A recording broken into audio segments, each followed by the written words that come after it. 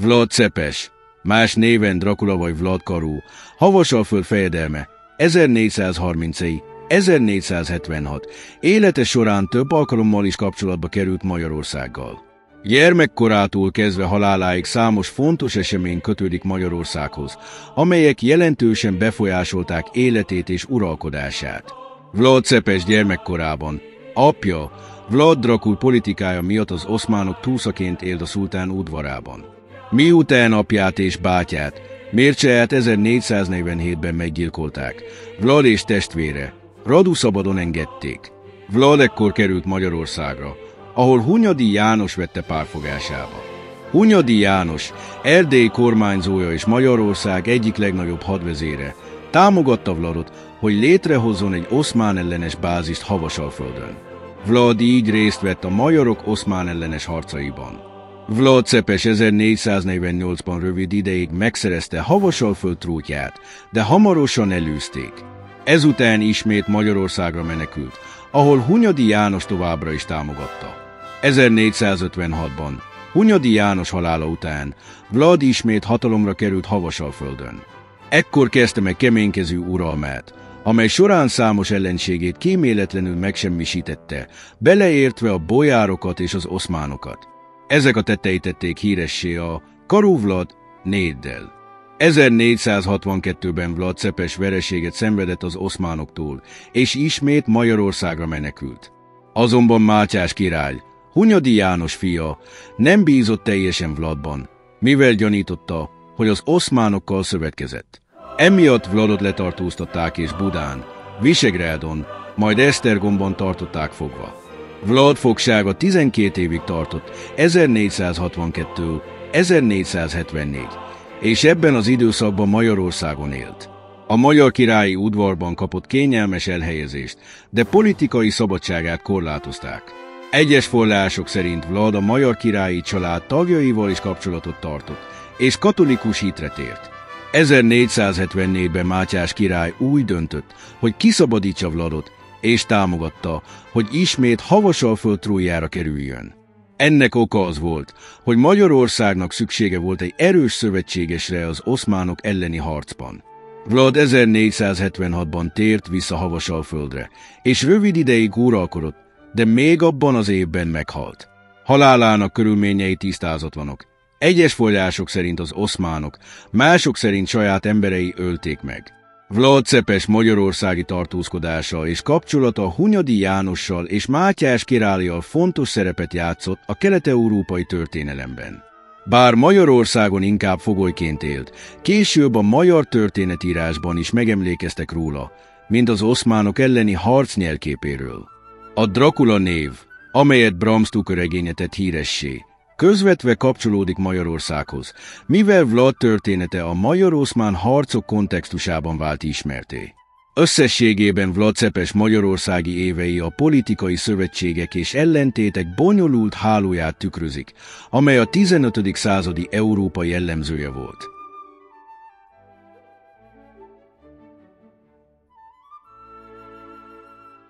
Vlad Cepes, ismertebb nevén Dracula, Hunyadi János és Mátyás király története a 15. századi Európa bonyolult politikai és katonai viszonyainak szerves része.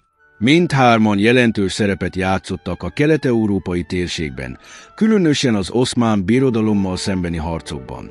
Bár közvetlenül nem mindig működtek együtt, történeteik sokszor keresztezték egymást.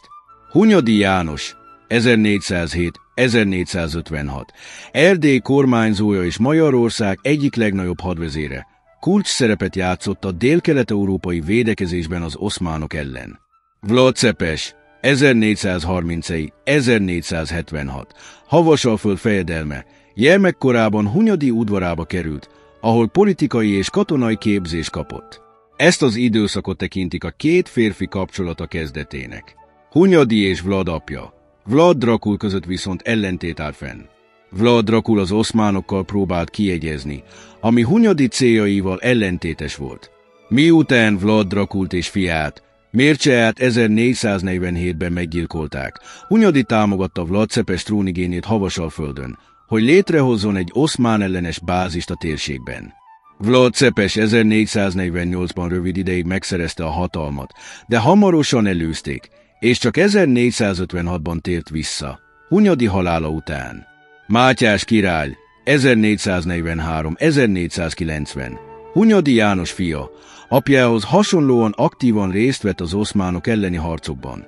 Vlad Cepes és Mátyás kapcsolata azonban sokkal bonyolultabb volt. Vlad 1456-ban visszatért Havasalföldre, és keménykezű uralkodóként próbálta megerősíteni pozícióját. Az oszmánok elleni küzdelmei során gyakran került Magyarországgal szövetségbe, de politikai manőverei miatt Mátyás nem mindig bízott benne. 1476-ban Vlad Cepes újra Havasalföld trónjára került, de rövid időn belül meghalt. A történészek szerint halálában Mátyás király közvetett szerepet játszott, mivel nem nyújtott elég támogatást Vladnak az oszmánok elleni harcban. Hunyadi János és Vlad Cepes kapcsolata a kelet-európai védekezés szimbóluma volt, bár nem mindig volt zökkenőmentes. Mátyás király uralkodása alatt Magyarország a közép-európai hatalmi központok egyikévé vált, de az oszmánok elleni harcokban nem ért el döntő győzelmet. Mindhárman, Hunyadi, Vlad és Mátyás a török ellenes harcok ikoljai lettek, bár céljaik és módszereik gyakran eltértek. Összességében Hunyadi János, Vlad Cepes és Mátyás király története a 15. századi Európa politikai instabilitását és az oszmán terjeszkedéssel szembeni küzdelmet tükrözi. Bár nem mindig működtek együtt, közös céljuk az volt, hogy megvédjék területeiket a külső fenyegetésektől.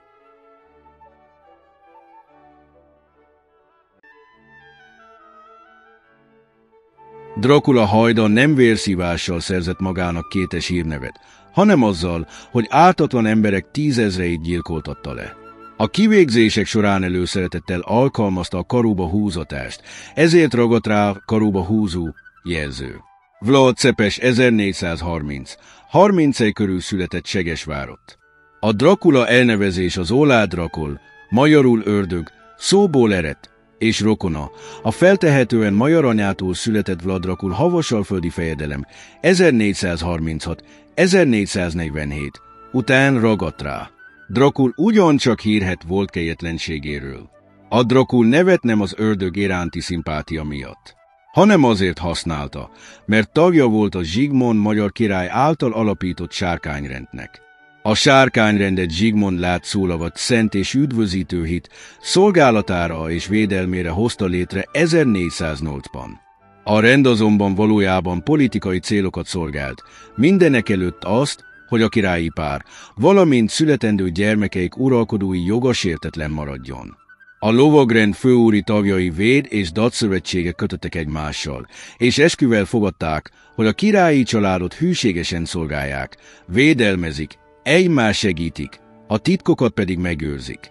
Zsigmond is fogadalmat tett, miszerint a társaságot érintő ügyekben legalább 5 sárkányos báró bevonásával hoz határozatokat. A sárkányrend számos főrangú és fejedelmi személyt tömörített. Így érthető, hogy Vlad Drakul számára a rendi tagságnak nagy jelentősége volt. Legalábbis egy ideig. Mielőtt rátérnénk Vlad Cepes viselt dolgaira, kitérünk előijére is. Rokonára, Vlad Drakulra, pontosabban arra, milyen szerepet játszott történelmünkben. Zsigmond halála 1437 után Vlad Drakul az Erdélyt pusztító törökök mellé állt 1438, és ezt tette 1442-ben is, amikor Mezitbékhez csatlakozva Erdélyre tört. Hunyadi János erdélyi vajda a Fehér megyei Szent Imrénél március 18-án megütközött a betolakodókkal, de vereséget szenvedett. 4 nappal később viszont Gyulafehérvárnál fényes győzelmet aratott felettük. Ezután Vlad Drakult, illetve Illés és István moldvai vajdákat meghódolásra kényszerítette, majd legyőzte a Havasalföldre benyomuló Sehábeddin ruméliai Beglerbék hatalmas túlerőben lévő seregét. Vlad Drakul ismét a Magyar Királyság szövetségese lett, és támogatta első László magyar király 1443-ban indított balkáni, úgynevezett hosszú hadjáratát.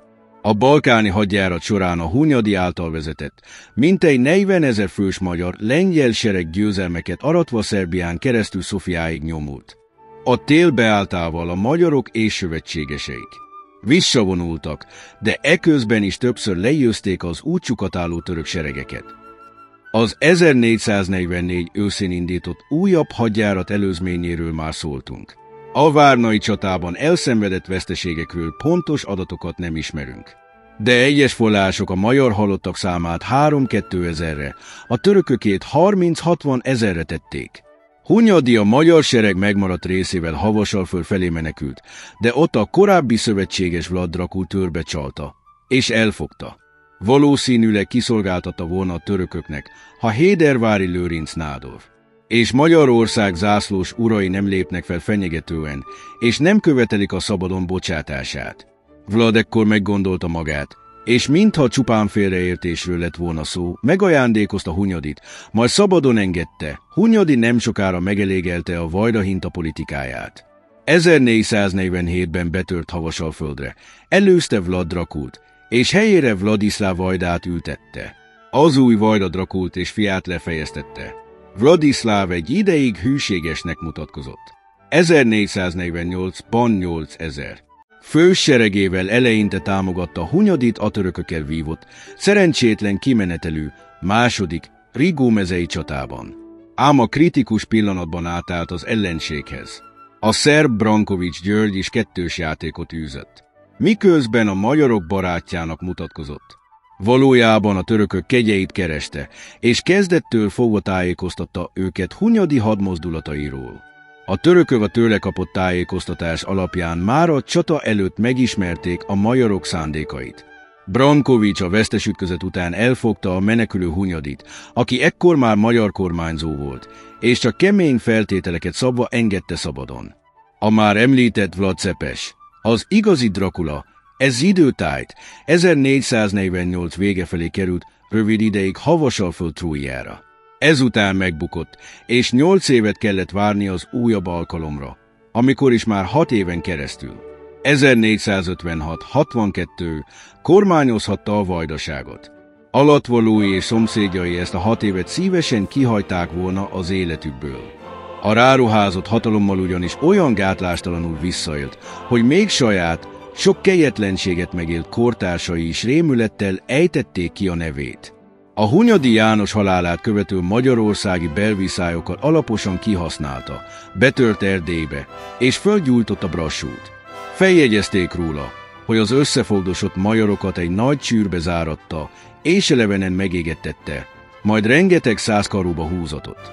Később Hunyadi Mátyás trónra lépése 1458 idején változtatott politikáján, és az erősödő magyar királysághoz pártolt. Mátyás szövetségeseként betört a törökök által megszállt Bulgáriába 1462, ahol iszonyú kegyetlenségeket követett el, állítólag 25 000 embert húzatott karóba.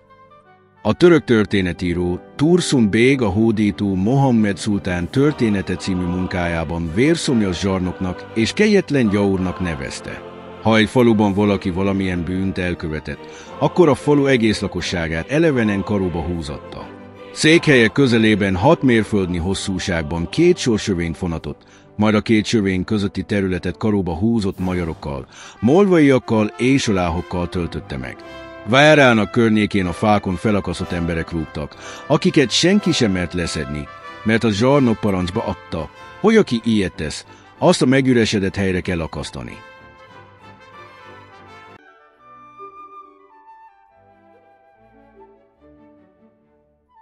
Halált hozó döntéseit etnikai szempontok valószínűleg nem befolyásolták. Válogatás nélkül ölt. Amikor bevonult Erdélybe, magához hívta az ottani vlachokat, oláhokat, akiket a barátainak nevezett. Ezután egybetereltette, majd a katonáival levágatta őket. Állítólag 30 000-nél több embert öletett meg ilyen módszerekkel. Amikor a szebeni tartományra támadt, Martal utcai sűrűn lakott falvakat gyújtottak fel. A férfiakat vasra verve Havasalföldre hurcolták, ahol karóba húzták őket. Saját nemzetségét sem kímélte, számos rokonát családostul kiirtotta. A székelyek követeit békjóba verette, majd védtelen földjeikre törve mindent elpusztított. Előfordult, hogy csecsemőket csapott kősziklákhoz az édesanyjuk szeme láttára. Még hadvezérét, Cellinót is karóba húzotta, mert nem volt hajlandó végrehajtani hátborzongatóan szadista parancsait. Antonio Bonfini, Mátyás király udvari történetírója sem feledkezett meg Drakuláról. Nála olvashatjuk, hogy a vajda a barátaival nyársra húzott törökök között lakomázott jó étvággyal. Máskor végsőkig legyengült, beteg, nyomorult koldusokat gyűjtött egybe, akiket bőséges lakomával örvendeztetett meg. Azután közölte velük, hogy végleg megszabadítsa őket szenvedéseiktől. Bezáratta az ajtókat, az épületet pedig rájuk gyújtatta. A török rabok talpát például gyakran megnyúzta, súval bedörzsölte, majd a sút érdes nyelvű kecskékkel nyalatta le. Bonfini szerint olyan félelmetes rendszert épített ki, hogy a havasalföldi erdőségekben senkinek nem kellett rablóktól tartania. Hozzátehetjük, ez csak az egyszerű úton állók esetében volt így. A főrabló Drakulától már okkal félhettek az utazók, mivel gyakran megtörtént, hogy a havasalföldön áthaladó kereskedők drága portékáját elrabolta, őket pedig menlevelükkel nem törődve megölette. Ugyanakkor minden bűnösnek ítélt cselekedetet könnyörtelenül megtorolt. A lopást, rablást halállal büntette, tekintet nélkül rangra vagy származásra. Bizonyára kedvét lelte abban, hogy alattvalói rettegnek tőle. Egy sűrűn látogatott forráshoz például művészi kivitelű aranykelhet helyeztetett, és nem őriztette. A vándorok mindenfelől jöttek, és ittak a kehelyből. Hosszú idő elteltével a kehely még mindig ott volt. Senki nem merte ellopni. Amúgy bátor törökverő hírében állt, és még a nalhódítót, második Mohamed szultán sem respektálta. Miként minden uralkodó, úgy a szultán is súlyos provokációnak tekintette, ha követeit megsértették, bántalmazták, netán megölték. Drakula mindezt elkövette, és nem is akárhogyan. A török követekkel való bánásmódról harmadik Iván moszkvai nagyfejedelem Mátyás királyhoz küldött követe, Fjodor Kuricin is megemlékezett. A követ feljegyezte, hogy egy ízben megjelentek Drakula előtt a szultán követei, akik saját szokásaiknak megfelelően fejükön hatták turbánjaikat. A vajda ezt sértésként fogta föl, és szóvá tette a dolgot. A követek azt felelték, hogy országukban ez a szokás. Drakula elfogadta a magyarázatot, és hogy a szokás megerősítse, a turbánokat vasszögekkel szegeltette a követek fejéhez. Kuricin arról is beszámolt, hogy egy törökökkel vívott sikertelen csata után szemlét tartott, és megvizsgálta a harcosait. Aki elől sebesült meg, azt Vitéz Zöé ütötte, aki viszont hátulról kapott sebet, azt karóba húzatta. Máskor azt üzente a szultánnak, hogy szívesen fizet neki adót, és azt személyesen viszi el hozzá. Még a hadseregét is felajánlotta. Mindössze annyit kért, hogy akadálytalanul juthasson a szultán elé. A török uralkodó örömmel teljesítette a kérést, mivel éppen más szomszédaival hadakozott, és talán a vajda ismételt köpenyek forgatását látta ebben. Drakula egész seregével török felségterületre vonult, ahol megfelelő kíséretet kapott. 5 napi járóföldet tett meg, amikor váratlanul megfordult, és az útjába eső településeket feldúlta, kirabolta. Sok törököt karóba húzatott, vagy mágiára vettetett, és rengeteg foglyot ejtve, gazdag zsákmánnyal tért vissza Havasalföldre. A török kíséretet nagylelkűen hazaengedte, hogy beszámolhassanak mindarról, amit láttak. A beszámoló nyilvánvalóan az 1462-es bulgáriai betörésre utal, miként egy keresztény hitre tért szerb janicsár, osztrovicei Konstantin Mihajlovics, Mátyás király lovaskapitánya, visszaemlékezése is. Ebben többek között az áll, hogy Vlad kétszer járt személyesen a szultán udvarában, de azután néhány évig megfeledkezett a fényes portáról. A szultán elküldte hozzá Hamza béget, akit a vajda hosszú ideig várakoztatott. Ez alatt sereget gyűjtött, és a befajodt Duna jegén átkelve megtámadta a szultán országát. Emberei gyilkoltak és fosztogattak törököket és keresztényeket egyaránt. A beszámoló szerint az élőknek és a holtaknak levágatta az ollát, majd ezeket Magyarországra küldte. Azzal dicsekedett, hogy a hány orrot küldött, annyi törököt ölt meg. Visszatérése után a még mindig várakozó török követet és népes kíséretét elfogadta, azután mindnyájukat kerékbe törette. A szadista zsarnok rémtetteiről szóló korabeli dokumentumok között előkelő helyet foglalnak el II. Pius pápa feljegyzései. A pápa, aki megválasztása 1458 előtt, mint pápai nuncius járt Mátyás király udvarában, szintén megörökítette Dracula viseltolgait. Eszerint a török császár, akinek Dracula a hűbérese volt, 1462-ben követelte tőle az adót. A pápa beszámolt a török területre történt trükkölbevonulásról, hozzátéve, hogy a karóba húzó vajda több mint 25 000 férfit és nőt gyilkoltatott le. Még a legszebb lányokat sem kímélte, pedig az emberei könyörögve kérték, hadd vehessék őket feleségül. A Havasalföldre hurcolt foglyok egy részét megnyúzatta, másokat karóba húzatott, vagy forró olajban megfőzetett. Egy mezőn annyi karót állítatott fel a kivégzésekhez, hogy az valóságos erdőnek látszott. II. Mohamed szultán nem sokáig tűrte a havasalföldi zsarnok brutalitásait. Szövetkezett István moldvai vajdával, és 1462 tavaszán legyőzte Draculát. Helyébe Radult nevezte ki, aki egy ideig elismerte a magyar korona fennhatóságát is. A megbuktatott Dracula Magyarországon keresett menedéket. Mátyás azonnal a visegrádi börtönbe záratta, mivel a hűségével kapcsolatban kételyek merültek fel. A tömlöcöt később házi őrizetre változtatták. Dracula 4 évet töltött Visegrádon, majd 1466-tól. 10 éven keresztül Pesten Bonfini szerint Budán időzött. Összesen tehát 14 esztendőt töltött Magyarországon, 2-szer annyi időt, mint amennyit uralkodással. Fogvatartásának körülményeiről jól tanúskodik. Kuricén követ beszámolójának egyik részlete. Eszerint a börtönben kitanulta a vargamesterséget, amivel némi jövedelemre tett szert. Később Mátyás feloldotta a rabságát, és Pesten szállásolta el. Itt történt, hogy egy bűnöző menekült a háza udvarára. Üldözői utána mentek, és elfogták. Ekkor azonban Dracula előjött a házból, és kardjával levágta annak az őrnek a fejét, aki a bűnözőt lefogta. A többiek erre elmenekültek, Dracula pedig eleresztette a gonosztevőt. A bírók és a városatyák bepanaszolták Draculát a királynál, mire Mátyás egy küldöncén keresztül megtudakolta a történteket.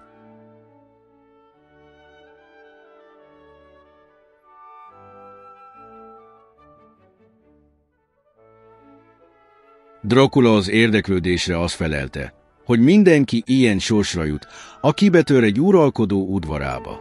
Azt üzente Mátyásnak, hogy ha ő jött volna a gonosztevőért, akkor kiszolgáltatta volna, sőt ő maga kérte volna a királyt, hogy ne irgalmazzon neki. Mátyás állítólag meglepődött Dracula válaszán, de később túltette magát a dolgon. Draculáról megemlékezett II. Pius pápa követe, Miklós modrusi püspök is, aki követként forgolódott Mátyás király udvarában.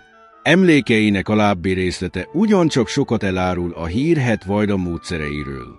A vlachok zsarnokát, Draculát, mely nédelők az ördögöt illetik, fogságban láttam, amikor a hun király mellett II. Pius pápai követi tisztét töltöttem be.